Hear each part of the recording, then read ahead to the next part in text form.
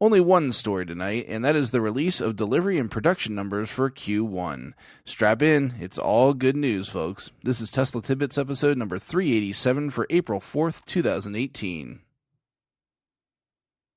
Our only story today is Tesla's release of production and delivery numbers for the first quarter this year.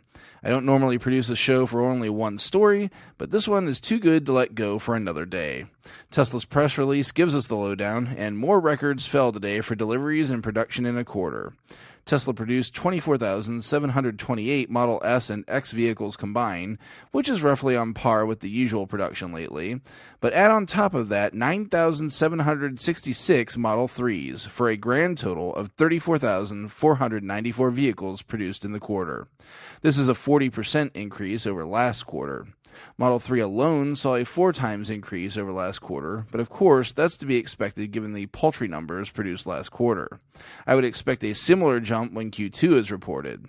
The letter confirms the leaked email from Elon I brought you yesterday, telling us that 2,020 Model 3s were produced in the last 7 days alone, and Tesla expects to produce another 2,000 Model 3s, alongside 2,000 Model S and Model X vehicles as well. The release notes that while it took the team 5 years to be able to produce 2,000 Model S and X vehicles per week combined, it took only 9 months to achieve the same feat with Model 3. While the 2,500 per week run rate was not achieved by the end of Q1 as hoped, Tesla is not changing its outlook to have 5,000 cars per week leaving the factory by the end of Q2. Not holding my breath here, but we'll see. Due to those factors, Tesla says it expects in Q3 to, quote, have the long-sought ideal combination of high volume, good gross margin, and strong positive operating cash flow. As a result, Tesla does not require an equity or debt raise this year, apart from standard credit lines, end quote. Certainly music to investors' ears here. Meanwhile, we kick over to have a look at actual deliveries where the company is able to book the dollars for its products. 29,980 vehicles were actually delivered in Q1, 11,730 were Model S, 10,070 were Model X, and a very respectable 8,180 were Model 3. At this clip, I would expect Model 3 to surpass both S and X deliveries next quarter. Model S and Model X saw a high transit number at the end of the quarter, 4,060 vehicles. Not an all-time high, but it's up there. Tack on an additional 2,040 Model 3s in transit, and you do have an all-time high for total vehicles in transit at the end of a quarter. Tesla left us with 2 clarifying points for Model 3 at the end of the release. Firstly, that Model 3 quality is, quote, at the highest level we have seen across all our products, end quote. Model 3's initial customer satisfaction score is over 93%, which they say is the highest in Tesla's history. Lastly, Model 3 reservations held stable at the end of Q1.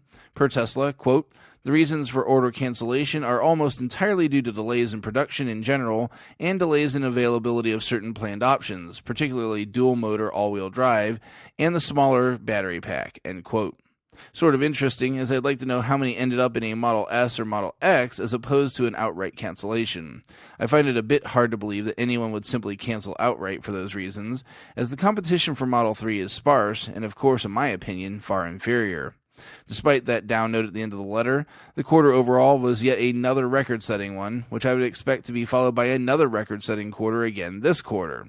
Good news for owners, soon-to-be owners, and investors. The Model 3 ramp is real, and it's accelerating rapidly.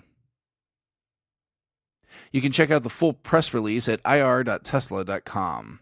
While you're doing that, please consider supporting the show financially through Patreon at patreon.com/Tesla Tidbits. Thanks very much to our super patrons out there supporting the show at the $10 plus level.